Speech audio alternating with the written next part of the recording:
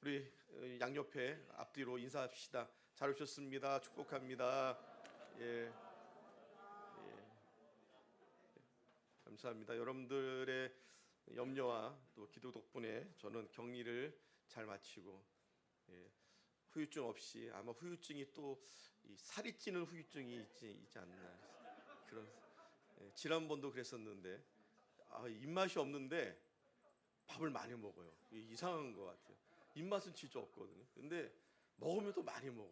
그래서 그게 후유증이 아닐까 그런 생각. 하여튼간 잘 격리 마치고 저도 우리 건강한 모습으로 뵙게 돼서 감사드립니다. 오늘 경건하게 사는 우리의 삶, 경건하게 산다는 것, 두 번째 긍휼히 여기는 삶에 대해서 같이 말씀을 나누고자 합니다. 지지난주에 우리는 야고보서를 통해서 경건하게 산다는 것이 무엇이냐라는 거에서 하나님이 인정하시는 경건이 무엇이냐라는 말씀에 우리는 우리의 혀를 조심해야 된다라고 말씀을 드렸습니다. 스스로 자기가 경건하다고 여기는 사람들이 있습니다. 나는 교회를 오래 다녔고 교회에서 충성하고 봉사하고 헌신하고 헌금도 많이 하고 내 위치가 이 정도 되면 돼라고 얘기하는, 스스로 경건하다고 얘기하는 사람들이 하는 경건치 아니하는 모습이 뭐냐면 말의 실수가 있는 것입니다.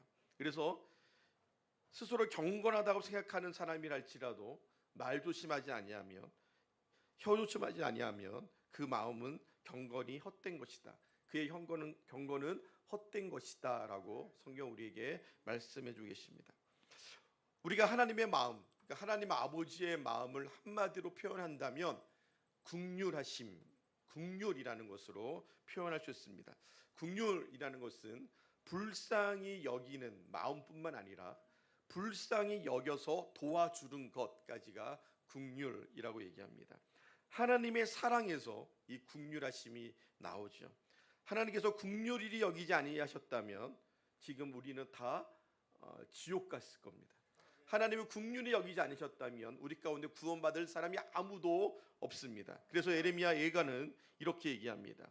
에레미야 예가 3장 22절에 보면은 여호와의 인자와 긍휼이 무궁하심으로 우리가 진멸되지 아니하였나이다라고 고백합니다. 하나님의 인자하심. 성경에서 내려오는, 성경의 아담과 하와로부터 성경의 맨 마지막 계시록에 이르기까지 관통하고 있는 그 말씀은 우리가 범죄하였으되 하나님 우리를 진노하였으되 그러나 긍휼을 잃지 아니하시는 모습입니다. 아담과 하와가 선악과를 따먹었지만, 그래서 그가 정령 죽어야 함에도 불구하고 하나님은 짐승의 가죽을 통하여 그에게 옷을 입히시고 여인의 후손을 통하여 그 뱀의 머리가 짓밟히게 될 것이라는 긍휼을 그들에게 베풀어 주십니다. 이스라엘이 범죄하여서 나라를 빼앗기는 일이 있어도 하나님은 그 진노하심으로 그들로 하여금 나라가 없게 하셨지만, 그러나 하나님은 꼭 긍휼하심으로 다시 그 나라를 회복시켜 주시겠다고 약속하여 주십니다. 그래서 하박국 선지자는 이 하나님의 마음을 알았어요. 이렇게 기도합니다. 하나님, 진노 중에서라도 긍휼을 잃지 마옵소서. 주께서 우리로 하여금 우리가 하나님의 진노를 받고 있을지라도 그 진노가 너무 커서 우리가 완전히 진멸되지 아니하도록 하나님이 그 안에서도 우리에게 긍휼을 베풀어 주시옵소서. 여러분들, 우리가 범죄하였습니다. 하나님을 떠났습니다. 하나님, 그로 인하여 하나님께 징계를 받고 우리가 이곳까지 징계를 받고 망하고 실패하고 병들고 수많은 고통 가운데 있었지만, 그러나 하나님께서는 그 안에서도 긍휼하심으로 오늘 우리가 이 자리에 있게 하신 줄 믿습니다. 오늘 우리가 이 자리에 앉아 있는 것은 하나님의 긍휼하심 때문입니다.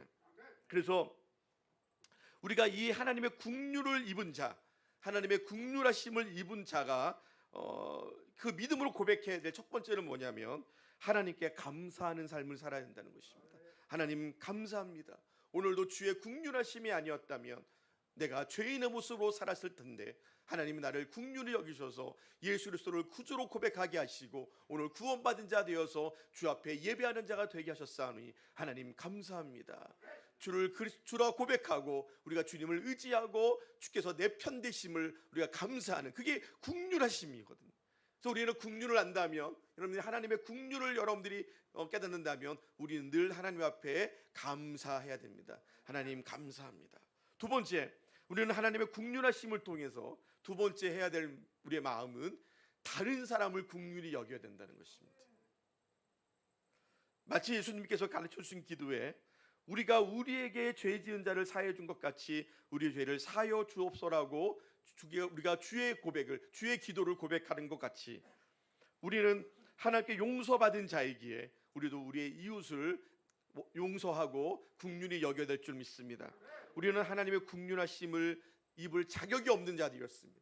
그럼에도 불구하고 하나님 우리를 긍휼히 여겨 주셨습니다. 그래서 우리는 이 긍휼로 인하여 이제는 또 다른 이들을 이 긍휼의 은혜가 넘쳐서 또 다른 사람에게 흘러갈 수 있도록 여러분들이 긍휼하심이, 하나님의 긍휼이 여러분들 가운데 있기를 간절히 축복합니다. 심지어 하나님의 긍휼하심의 손길은 원수에게까지도 긍휼을 베풀라라고 말씀하고 계십니다. 참 어려운 일이죠. 여러분들 원수가 있습니다. 근데 그 원수가 줄이고 있어요. 배고파하고 있습니다. 원수가 배고파하는 거 여러분들 뭐 불쌍히 여길 수도 있지만 그렇다고 그 사람에게 먹을 걸 갖다 주는 건 쉬운 일이 아니에요. 근데 주님께서는 잠언서 25장 21절에 내 원수가 배고파하거든 음식을 먹이고 목말라 하거든 물을 마시게 하라 이렇게 말씀하셨어요.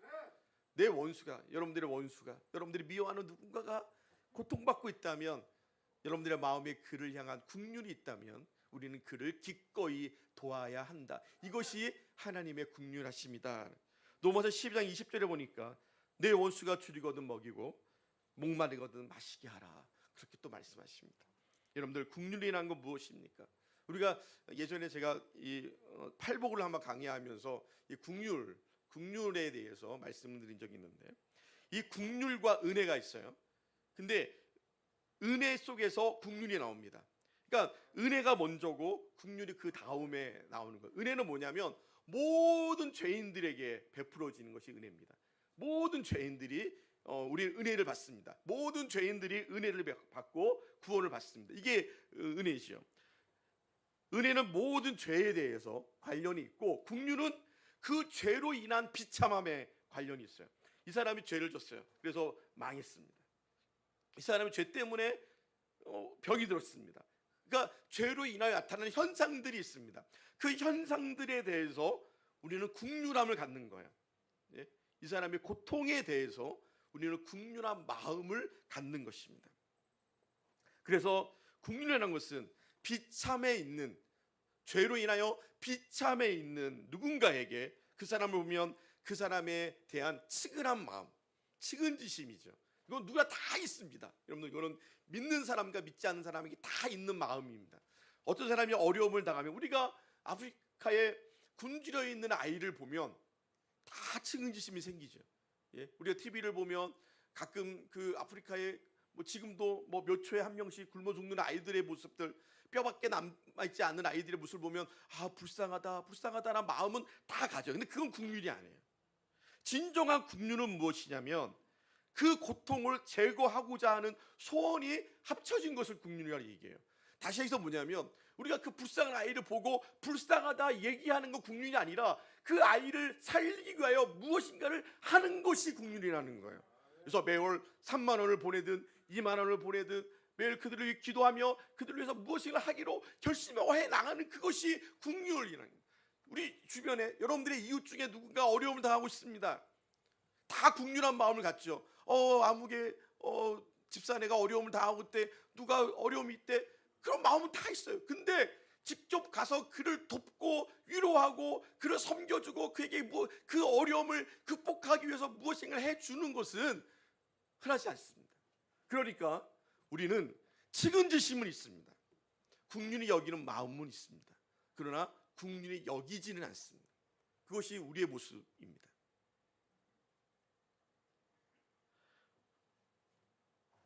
측은한 마음만 갖고 있다 그래서 그 사람이 긍휼이 많은 사람이라고 할 수 없습니다. 굶주린 아이를 보고 눈물을 흘린다고 그 사람은 인정이 많고 긍휼이 많다고 얘기할 수 없습니다. 진정으로 긍휼한 사람은 그 사람의 비참함이 더 이상 비참하지 아니하도록 그 사람이 더 나은 삶으로 살아갈 수 있도록 내가 무엇인가를 노력하여 그를 위해 베풀어 주는 것까지 해야지 그것이 긍휼인 것입니다. 야고보 사도는 경건에 대해서 이렇게 말씀하세요. 하나님 아버지 앞에서 정결하고 더러움이 없는, 오늘 우리가 읽은 말씀 보니까 27절에 하나님 아버지 앞에서 정결하고 더러움이 없는 경건은까지 얘기한다면 우리는 흔히 이렇게 생각합니다. 하나님 앞에서 정결하고 더러움이 없는 경건은 무엇이냐 하면 그 끝에 있는 새 속에 물들지 아니하는 것이다 라고 생각을 해요. 근데 사도 야고보는 거기에 그 중간에 그것보다 먼저 한마디를 기록해 놓습니다. 그게 뭐냐면 정결하고 더러움이 없는 경건, 여러분들 죄 짓지 않는 거잖아요. 깨끗하게 사는 거 아닙니까? 주를 닮아 거룩하게 사는 거 아닙니까? 근데 뭐라고 얘기하냐면 그것은 무엇이냐면 고아와 과부를 그 환난 중에 돌보는 것이다. 그게 먼저다. 이렇게. 죄를 짓지 않는 것도 중요한데 내가 음란한 생각을 품지 아니하고 도박하지 아니하고 술 취하지 아니하고 그런 것도 중요한데 그것도 중요한 경건이고 매일 예배를 드리며 하나님께 찬양하는 것도 너무 중요한데 그보다 더 중요한 것이 있다. 고아와 과부, 굶주려 있고 소외되어 있고 버림받은 그들을 돌보는 것이다. 그것이 경건이다.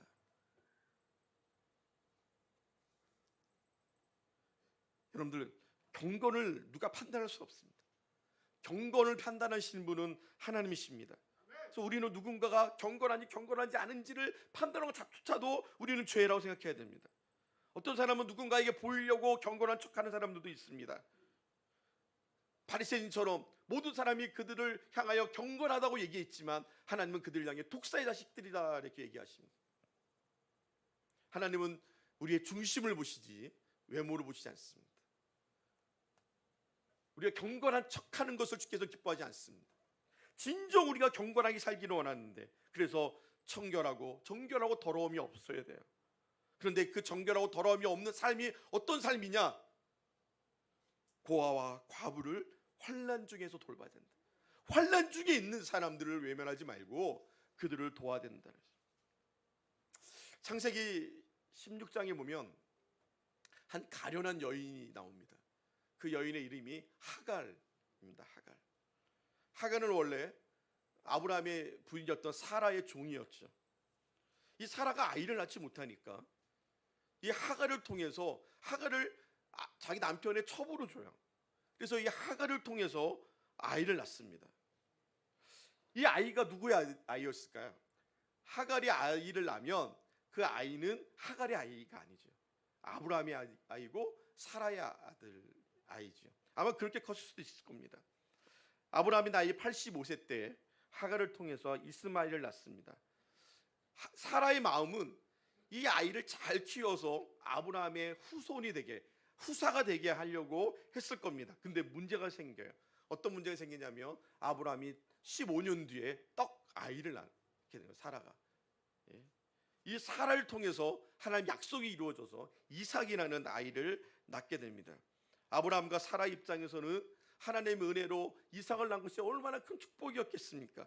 근데 여러분들, 아브라함하고 사라의 입장에서는 이삭이 축복인데 하갈과 이스마엘 입장에서 어떻게 생각했겠어요? 여러분들 그 모자의 입장에 한번 서보셨어요? 예? 떡하니 자기 아들이 왕이 될 줄 알았는데, 뭐 흔히 우리가 조선시대 보면 떡하니 내 아들이, 첩의 아들이 왕이 될 줄 알았는데 아니 중전이 갑자기 아기를 낳아버렸네, 아들을 낳아버렸네. 그들은 이제 밀려나는 거예요. 평생 아이를 낳을 수 없을 줄 알았던 사라에게 이삭은 생명보다도 소중한 아들이었을 겁니다. 근데 어느 날 이삭이 젖되는 날이라고 얘기해요. 성경은 그러니까 한 3살 4살쯤 됐겠죠. 그때 보니까 이스마엘은 벌써 뭐 장성한 거죠. 17, 18 막 그렇게 되지 않았겠어요? 근데 이 아이를 막 괴롭히고 있는 거, 놀리고 있는 거예요. 사라가 자기 아이가 학대받는 것을 보고 분노하였습니다. 그 전에도 이 하갈이 좀 미련했어요. 그래서 자기가 임신을 하고 나니까 주인을 무시했습니다. 사라를 무시했어요. 그래서 쫓겨난 적이 있어요. 사라를 무시해서, 이 사라가 보통 여자가 아닌 거예요. 아주 무서운, 늘 얘기하지만 누가 얘기하죠? 어떤 목사님들 보면 여자는 무섭다고 얘기하는데 하여튼 무서운 거예요. 어떻게 여러분 임신한 여자를 광야로 쫓아내 버려요. 근데 하나님이 도와주셔서 다시 돌아오잖아요. 회개하고. 근데 아이를 낳는데 자기 아들이 무시당하는 모습을 보고 사라가 자기가 지금까지 10여 년을 키웠던 이스마엘임에도 불구하고 이스마엘과 하갈을 쫓아버립니다. 쫓아버려요. 원래 사라가 하갈에 대한 감정이 안 좋았죠. 처음부터 그랬던 것 같아요. 예, 하갈이 임신했을 때부터 감정이 꼬여 있었던 거죠. 근데 나중에 아들을 낳았는데 이제 자기가 아들을 낳은 아들이 이 하갈의 아들에게 무시를 당하고 조롱을 당하는 모습을 보면서 이 사라가 분노하게 된 거예요. 뭐 어떻든 간에 제가 보기에는 아브라함이 잘못이 커요. 중간에서 잘 조율을 했어야 되는데 이 아브라함이 좀 이게 여자들에 되게 약했던 것 같아요. 그러니까 여기도 저기도 중간에서 우물쭈물 있었던 거죠. 그러다 보니까 사라는 계속 분노하게 되고 하여튼 그래서 이 사라가 아브라함에게 얘기합니다. 우리 같이 말씀을 좀 볼까요? 우리 창세기로 돌아가서 우리 창세기 한번 넘어가 봅시다. 창세기 21장으로 가봅시다.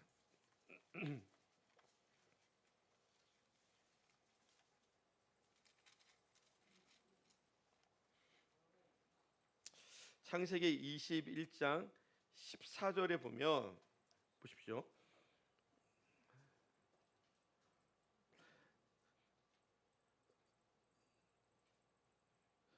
11절을 보니까 아브라함이 그의 아들로 말미암아 이 일이 매우 근심하게 되었더니 12절에 하나님이 아브라함에게 이르시되 내 아이나 내 여종으로 말미암아 근심하지 말고 사라가 내게 이른 말을 다 들으라. 이삭에게서 나는 자라야 내 씨라 부를 것이다. 그러고 나서 아브라함 14절에 아브라함이 아침 일찍이 일어나 떡과 물 한 가죽 부대를 가져다가 하갈의 어깨에 메어주고 그 아이를 데리고 가게 하니 하갈이 나가서 브엘세바 광야에서 방황하였다라고 얘기합니다. 여러분들 이런 일이 있습니다. 이스마엘과 하갈을 쫓아내라는 거예요. 사라가. 사라에게는 국률함이 없습니다. 오늘 제가 얘기하고 싶은 것이 그겁니다. 사라에게는 국률함이 없습니다. 수십 년을 몸종으로 데리고 있었던 하갈이었습니다. 10여 년을 자기가 키웠던 이스마엘입니다. 이삭이 태어나기 전에는 16년이 넘는 세월을 아브라함의 상속자로 자랐던 것이 이스마엘입니다. 근데 이제 쫓아내라는 것입니다. 대안이 없습니다. 그가 살 집을 마련해 준 것도 아닙니다. 그가 살 성을 준비해 준 것도 아닙니다. 땅을 준 것도 아닙니다. 그냥 쫓아버리라는 겁니다. 그나마 아브라함이 하나님께 기도하고 하나님께서 응답해 주심에 따라서 이 아브라함이 일찍 일어나서 떡 한 덩어리와 물 한 가죽 부대를 하갈의 어깨에 메어주고 나가라는 거예요. 어디로 가야 될지도 몰라요. 여러분 광야, 광야. 우리가 저 며칠 전에 우리 집에서 우리 아이들하고 그 시내산 영상을 좀 봤는데 아무것도 없어요. 시내산, 풀 한 포기도 없는 그 광야. 그곳에서 그들이 살았는데 그곳으로 내쫓아버린 거예요. 나가라. 그게 뭡니까? 나가서 죽든지 말든지 너가 알아서 해라. 그거 아닙니까? 광야는 위험한 곳입니다. 여자의 몸으로 물론 그 아이가 좀 장성했긴 했지만 아이와 함께 살아남기는 쉽지 않습니다. 거기 어떤 위협이 있는지, 어떤 강도가 있는지, 어떤 짐승이 있는지 여러분 알 수 없습니다.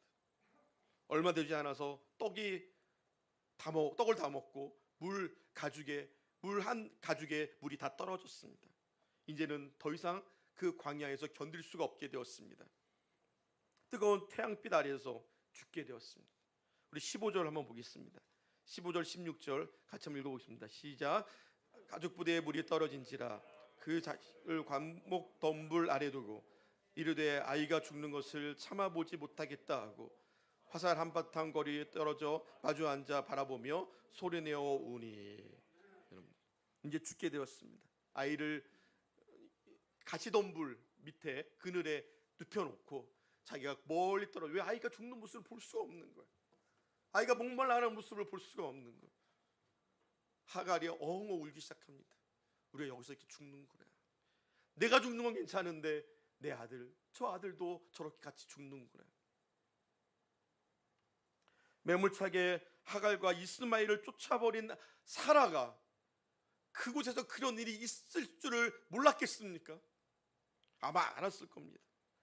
그들도 광야에 살았기 때문에 광야가 어떤 곳인지 왜 몰랐겠습니까? 사라는 국륜함이 없습니다.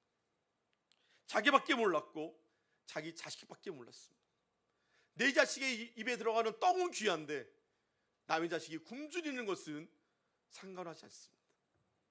내 자식이 시원한 물을 먹는 건 귀중한데 남의 자식이 목말라하는 것은 관심이 없습니다. 이런 마음이 어떻게 하나님을 믿는 사람의 마음입니까?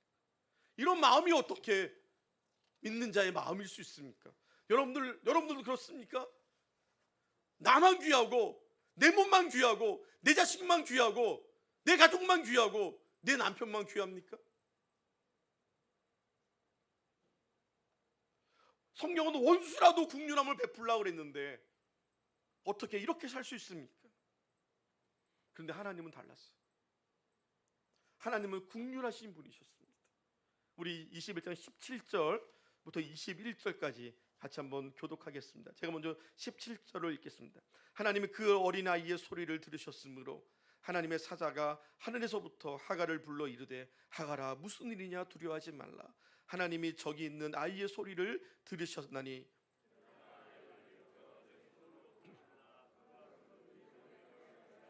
하나님이 하갈의 눈을 밝히셨으므로 샘문을 보고 가서 가죽 부대에 물을 채워다가 그 아이에게 마시게 하였더라.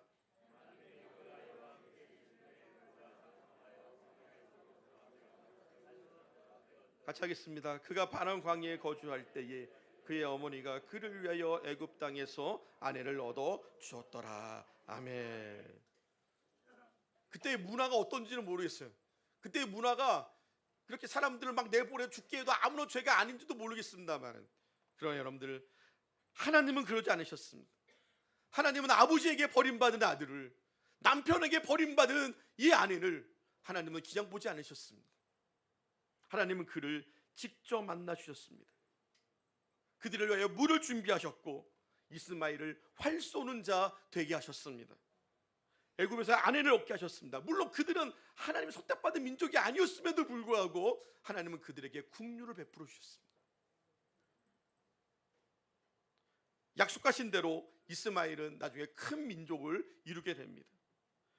하나님의 선택받은 민족이 아니었지만 하나님은 힘없고 불쌍한 그들을 국률이 여기셨고 그들의 필요를 채워주셨습니다. 아, 불쌍하다, 목말라고 있구나, 굶주려 있구나, 그게 끝이 아니었어요. 하나님은 그들을 위하여 물을 준비하여 주셨습니다. 그들을 위하여 이스마엘의 아내를 준비하여 주셨습니다. 그들을 위하여 땅을 준비해 주셨습니다. 그게 국륜이십니다. 국륜은 마음이 아닙니다. 국륜은 행동입니다. 마음으로 누구든지 국륜이 여길 수 있습니다. 하지만 행동하는 것은 쉽지 않습니다. 참된 경건은 국륜이 여기는 마음과 행동을 동반하는 줄 믿습니다. 야고보 사도는 야고보서 2장에 이렇게 말씀하세요. 다시 한번 돌아가 볼까요? 우리 야고보서 2장으로. 야고보서 2장 13절부터 우리 같이 한번 보겠습니다. 13절부터 우리 17절까지 한 절씩 보겠습니다. 국륜을 행하지 아니하는 자에게는 국륜 없는 심판이 있으리라. 국륜은 심판을 이기고 자랑하느니라. 내 형제들아, 만일 사람이 믿음이 있노라 하고 행함이 없으면 무슨 유익이 있으리요? 그 믿음이 능히 자기를 구원하겠느냐? 만일 형제나 자매가 헐벗고 일관 양식이 없는데 너 중에 누구든지 그에게 이르되 평안히 가라, 덥게 하라, 배부르게 하라 하며 그 몸에 쓸 것을 주지 아니하면 무슨 유익이 있으리요? 이와 같이 행함이 없는 믿음은 그 자체가 죽은 것이다. 불쌍한 사람을 보고 불쌍하다고 얘기할 수 있습니다. 헐벗고 하루에 양식이 없는데 그 사람을 향해서 편히 가라, 덥게 하라, 배부르게 하라, 그렇게 말할 수는 있습니다. 그런데 그것을 나눠주는 것은 쉽지가 않습니다. 어느 부대에 이등병이 있었어요. 지금은 우리 아이 뭐 들어보니까 부대가 그렇게 뭐 뜨거운 물도 나오고 막 그런다 그래요. 근데 우리 때만 해도 뜨거운 물이 없었어요. 여러분 저도 좀 늙었나 봐요. 우리 때, 나 때 그러는 거 보니까 저도 제가 1994년도에 군대에 가서 한참 후배요? 얼마나 더 먹어야 되는 거야? 내 나이가 여기서 하려면 하여튼가 그때만 해도요 저희 부대가 구막사였어요. 그러니까 구막사라고 왜 이렇게 깡통 반 잘라놓은 것처럼 그렇게 그러니까 뭐 샤워장이 있어요. 뜨거운 물이 다 없었어요. 목욕들 일주일에 한 번 목욕탕에 갈 수 있었어요. 그러니까 그 냉수에 빨래해야 되고 냉수에 목욕해야 되는 거죠. 고참들은 세탁기를 돌릴 수 있는데 이등병들은 세탁기를 못 돌렸어요. 그러니까 찬물에 빨래를 하고 근데 우리 때만 해도 그랬단 말이죠. 그러니까 우리 전에 선배들은 또 얼마나 어디 감히 겨울에 뜨거운 물을 쓸 수 있어요? 말도 안 되는 거죠. 이등병이 아마 그때인가 봐요. 이등병이 부대에서 추운데 빨래를 막 하고 있는 거예요. 손을 허 부으면서 지나가서 소대장이 봤습니다. 소대장은 다이아몬드 하나, 두 개, 때로는 뭐 지금은 뭐 이게 중사도 소대장을 달더라고요. 소대장이 지나가다가 취재장에서 거기서 빨래하고 있는 이등병을 보면 소리 있습니다. 야, 너 취재장에 가서 뜨거운 물 갖다가 빨래해. 하고 갔어요. 취재장에 이등병이 달려갔습니다. 뜨거운 물 좀 주십시오. 왜? 빨래하려고 합니다. 이 새끼가 미쳤나? 한 대 맞았어요. 어디 감히 이등병이 뜨거운 물 하려고 그래? 돌아왔어. 그래서 또 빨래를 딱 하는데 중대장이 지나갔습니다. 중대장은 이제 다이아몬드가 3개잖아요. 중대장이 이등병이 손이 꽁꽁 얼어서 빨래하는 거 보고 너무 안타까운 거예요. 그래서 그 얘기했습니다. 야, 너 가서 중대장이 얘기했으니까 가서 그 취사장에 가서 뜨거운 물 받아다가 빨래해. 너 얘가 중대장이 얘기했으니까 또 막 갔습니다. 그래가지고 뜨거운 물 주십시오. 중대장이 뜨거운 물 갖다가 빨래하랍니다. 이게 미쳤냐? 또 한 대 왔어요. 돌아왔습니다. 그 다음에 이제 마지막으로 지나갔는데 행정보급관이 지나간 거예요. 행보관이라고 얘기하는 대부분 상사 되는 이 사람들은요 부대 어머니라고 얘기해요. 부대에 그런 거 다 살펴주고 아이들을 살펴주는 게 저도 우리 행보관 기억이 나는데 참 좋으셨어요. 행보관이 지나가다가 이등병이 빨래하는 모습을 보고 안타까우니까 너 가서 취재장에서 내가 세수할 물이 필요하니까 뜨거운 물 받아와 이렇게 했어요. 그 사람이 이제 이등병이 가가지고 행보관님이 세수하신다고 뜨거운 물 다 됩니까? 이거 행보관이 달라고 그러니까 이제 빨래 물을 담아줄 거예요. 담아가지고 보니까 행보관이 야 많지는 않지만 이 물에다가 손 녹여가면서 빨래해. 그렇게 한 거예요. 여러분 누가 국률한 겁니까? 국률한 마음은 다 있었어요. 소대장도 국률한 마음이 있었어요. 중대장도 여러분 손 벌벌 떨면서 빨래한 이등병 보고 국률한 마음이 있었습니다. 근데 그들은 국률한 마음만 있었습니다. 진정한 국률은요 뜨거운 물 갖다 주는 거예요. 그가 뜨거운 물 갖다 쓸 수 있게 해주는 것이 진정한 국률입니다. 국률이 여기지 아니하는 자에게 오늘 말씀에 우리가 읽은 말씀에 보면 이렇게 얘기합니다. 13절에 보니까 2장 13절에 국률을 행하지 아니하는 자에게는 국률 없는 심판이 있으리라. 국률은 심판을 이기고 자랑하느니라. 좀 어려운 말씀이죠. 좀 쉽게 제가 설명해 드리겠습니다. 쉬운 성경에 이렇게 얘기하고 있습니다. 다른 사람에게 자비를 베푸십시오. 그러지 않으면 하나님께서 여러분들을 심판하실 때에 여러분들에게도 자비를 베푸지 아니하실 것입니다. 자비를 베풀었던 자는 후에 아무 두려움 없이 심판날을 맞이하게 될 것입니다. 누군가에게 긍휼을 베푸십시오. 그것이 우리가 하나님 앞에 섰을 때에 심판을 견디게 하는, 심판을 이기게 하는 능력이 된다는 거예요. 하나님 앞에 섰을 때에 긍휼을 베푸지 아니한 사람은 그 심판이 두려울 거예요. 근데 우리가 누군가에게 자비를 베풀고 누군가에게 긍휼을 베푼 자는 하나님 앞에 섰을 때에 두려움이 없이 그 심판을 맞이하게 될 것이다. 야고보 선지자의 말씀입니다. 야고보 사도의 말씀입니다. 여러분들 이 말씀은 처음에 언급한 것 같이 긍휼히 여기는 자는 긍휼히 여김을 받을 것이라는 팔복의 말씀과 같습니다. 하나님은 하갈과 이스마엘을 불쌍히 여기셨습니다. 그래서 하나님은 직접 행동하셨습니다. 이것이 하나님을 닮은 경건인 줄 믿습니다. 다시 본문으로 돌아가 보겠습니다. 하나님을 믿는 우리의 경건은 고아와 과부를 그 환난 중에 돌보는 것입니다. 고아와 과부, 과부와 고아, 이 땅에 가장 비참하게 살 수밖에 없는 그 시대에는 더군다나 가장 비참한 사람이 고아였고 과부였습니다. 다른 사람의 도움이 없으면 마치 살기 힘든 광야에 버려진 하갈과 이스마엘 같은 사람들이 바로 그들이었습니다. 자신이 엄청 경건하다고 생각하는 사람이 있습니다.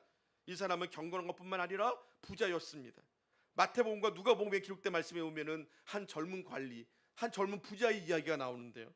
이 부자 청년이 예수님을 찾아왔습니다. 어떻게 하면 영생을 얻을 수 있습니까? 그의 고민이죠. 어떻게 하면 영생을 얻을 수 있습니까? 또 하나, 내가 얼마나 경건한지 예수님 앞에 납비, 그래도 유명한 납비 앞에 자기의 경건을 칭찬받기를 원했습니다. 마태복음 19장 16절에 보니까 어떤 사람이 주께 와서 이르되 선생님이여 내가 무슨 선한 일을 하여야 영생을 얻을 수 있겠습니까? 예수께서 이르시되 어찌하여 선한 일을 내게 묻느냐? 선한 일은 오직 하나님이시냐? 내가 생명에 들어가려면 계명을 지키라. 어느 계명이 오니까 예수께서 이르시되 살인하지 말라, 간음하지 말라, 도둑질하지 말라, 거짓 증언하지 말라, 내 부모를 공경하라, 내 이웃을 내 자신과 같이 사랑하라는 이것이다. 이 청년이 이렇게 얘기해요. 내가 이 모든 것을 다 지켰습니다. 내게 부족한 것이 있습니까? 다 지켰대요. 내가 무슨 선한 일을 해야지 영생을 얻을 수 있겠느냐는 질문에 예수님은 10계명의 5계명부터 10계명에 대한 이야기를 하셨어요. 근데 자기는 다 지켰다는 거예요. 그래? 너 지켰어? 예, 나는 다 지킨 경건한 사람이지. 그렇게 이해하는 거죠. 나는 지금 경건한 사람입니다 하고 예수님 앞에 얘기하고 있는 것입니다. 여러분, 감히 우리가 예수님 앞에 저는 경건한 사람입니다, 이 정도 하면 될 수 있지 않습니까? 라고 얘기할 수 있는 건 엄청난 거 아니겠습니까, 여러분들? 그러니까 이 부자 청년이 엄청난 사람인 거예요. 대단한 사람인 거죠. 근데 예수님께서 그에게 한 가지를 더 언급하셔요. 예수께서 이르시되 내가 온전하고자 할진대 가서 내 소유를 팔아 가난한 자들에게 주라. 그리하면 하늘에서 보화가 내게 있으리라. 아니, 모든 거 다 지켰는데, 나는 경건하다고 자랑하고 있는데 그 사람의 경건 가운데 하나님이 부족한 것을 얘기하고 있는 거예요. 너의 재산을 팔아서 가난한 자들을 위하여 쓰라, 나눠주라. 한 가지 더 해야 된다는 거죠. 여러분들, 물론 이거는 하나님의 나라에 대한 말씀이기도 해요. 하나님의 나라는 이 땅의 것을 가져갈 수 없습니다. 여러분들이 아무리 소중하다고 여기는 재산도요, 우리가 하나님의 나라에 갈 수 없어요. 그러니까 차라리 그걸 가난한 사람에게 나눠주는 것이 훨씬 더 낫다는 것이죠. 예? 그게 자기 부인이거든요. 자기 부인. 하나님의 나라를 소유하고자 하는 자에게 반드시 있어야 될 것은 자기 부인이에요. 자기 부인이 무엇입니까? 욕심을 버리고 자아를 죽이는 거죠. 내가 정말 귀중하게 여겨서 내가 평생 이렇게 모았는데 그게 자기의 그 자아가 돼버리는 거잖아요. 가난한 자에게 나눠줘라. 자기가 스스로 경건한 줄 알았는데 예수님의 말씀을 들어보니까 이 경건이 헛된 것입니다. 이 부자가요, 근심하면서 떠나갑니다. 할 수 없네. 그러면 이 사람은 경건한 사람입니까? 아닙니까? 아닌 거죠. 아닌 거죠. 스스로 10계명을 다 지켰는데 갇히는 거예요. 여러분들, 다 계명을 지켰어도 내 이웃 중에 가난한 사람을 못 본 척하고 심지어 멸시했다면 그는 결코 경건한 삶을 살고 있는 것이 아닙니다. 요즘 고독사를 하시는 분들이 점점 늘어나고 있습니다. 어떤 사람들은 쓸쓸히 골방에서, 쪽방에서 생을 마감하고 한 달이 지나고 두 달이 지나서야 발견되는 사람들이 있습니다. 어떤 이는 월세를 못 내서, 어떤 이는 당장 먹을 것이 없어서 굶주려 죽었다는 소식을 듣기도 합니다. 21세기에 세계 10위권에 들은 경제 대국으로 살고 있는 이 나라에서 이런 일이 지금 일어나고 있습니다. 아직 우리 주변에는 가난한 사람이 너무 많습니다. 저는 이런 소식을 들을 때마다 이것이 교회의 책임이다라는 생각이 들게 됩니다. 최소한 내 교회 주변에는 굶어 죽는 사람이 없어야 되지 않겠습니까? 자신의 교회, 자기가 다니고 있는 교회 담벼락 밑에서 오랫동안 노숙을 하고 있는 분이 있는데 그 교회 어른들은 이 노숙자를 보면서 아무런 일도 하지 않고 있다고 한탄하면서 저를 찾아오신 한 교회 청년이 있었습니다. 자기가 이 청년을, 이 노숙자를 위해서 무엇을 어떻게 해줄 수 있겠느냐고 저에게 물어보러 왔더라고요. 자기는 교회 담벼락에서 밑에서 노숙한다고, 지저분을 하다고 손가락질을 하고 욕을 하는데 그를 위해서 무엇도 하지 않은 교회의 모습을 보면서 상처를 입고 저를 찾아왔습니다. 여러분, 이것은 교회의 수치입니다. 하나님의 나라 백성의 삶은 이웃을 돌보는 것입니다. 하나님 나라 백성의 삶은 누군가 어려움을 당하고 있는 사람들을 외면하지 않는 것입니다. 국률이 여기고만 있다는, 국률이 여기는 마음만 갖고 있다는 것이 다가 아니라 보살피고 섬겨야 합니다. 우리는 가진 게 없죠.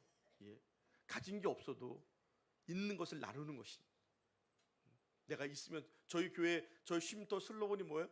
나누면 생각이 아니라 뭐예요? 실천의 능력이 있습니다. 그 누가 만들었어요? 제가 만들었어요.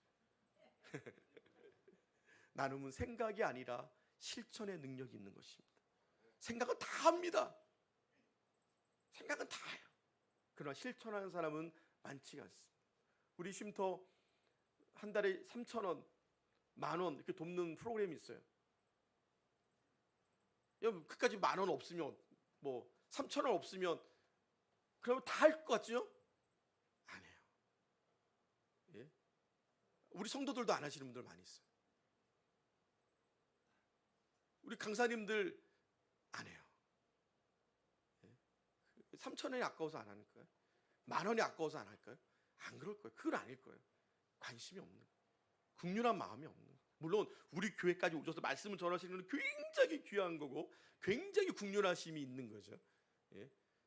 근데 말씀을 전하는데 물론 헌금도 많이 하세요. 목사님들, 뭐 유아평 목사님 같은 분은 뭐 오실 때마다 몇십만 원씩 헌금하고 가시는 분도 계시고, 다 귀해요. 여러분들, 제가 이걸 뭐 폄하하는 건 아닙니다만 그렇습니다. 정말 국률이 여긴다면 내 지갑을 열어야 돼. 말로만 하는 게 아니에요. 여러분들 주변에 우리가 뭐 쉼터 안에 다 어려운 사람만 있지만 더 어려운 사람이 있습니다. 더 어려운 사람. 당장 어제 들어온 사람들. 뭐 목사가 이런 얘기하면 그렇지만은 담배값이 없어가지고 담배 꽁초 주스러 다니는 사람들. 불쌍하지 않아요? 저는 그래서 자주 담배 사드려요. 못 끊을 바에는 불쌍하게 꽁초 주워 다니지 마라. 내가 줄게. 또 막 몰려오시면 안 돼요. 그런 사람들에게 막 가끔, 우리 원장님도 가끔 담배 갖다가 지금 이게 참, 저는 이 담배 피우시는 분 보면서 저 담배를 왜 못 끊을까 생각했는데, 생각해 보니까 우리가 배고프면은 막 밥 먹고 싶은 거랑 비슷한가 보다라는 생각을 해요. 그러니까 뭐 끊으십시오. 뭐 끊는 게 제일 좋은데, 우리가 제일 쉽게 다가올 수 있는 게 그런 거니까. 커피 한 잔 먹고 싶은데 돈이 없어서 커피를 못 마시. 그런 사람에게 커피 한 잔 빼주는 거 얼마 듭니까, 여러분들? 근데 그런 마음, 그런 것도 국률이 여기는 마음이 있어야지 가능한 것입니다. 국률이, 그것도 국률입니다. 오늘 주님이 우리에게 말씀하십니다. 너가 정말 경건하냐? 내가 너의 무엇을 보고 경건을 인정하겠느냐? 내가 너희에게 인정하는 경건은 너희 주변을 돌아봐라. 고아와 과부가 있느냐? 힘들고 지쳐있는 이들이 있느냐? 그를 도와주고 섬겨줘라. 그를 베풀어라. 그것이 내가 인정하는 경건이다. 사랑하는 성도 여러분, 이제 우리의 눈을 우리의 이웃에게로 돌리고 그들에게 정말 긍휼을 베풀 수 있는, 하나님의 마음을 품고 긍휼을 베풀 수 있는 저 여러분 되시기를 간절히 축복합니다.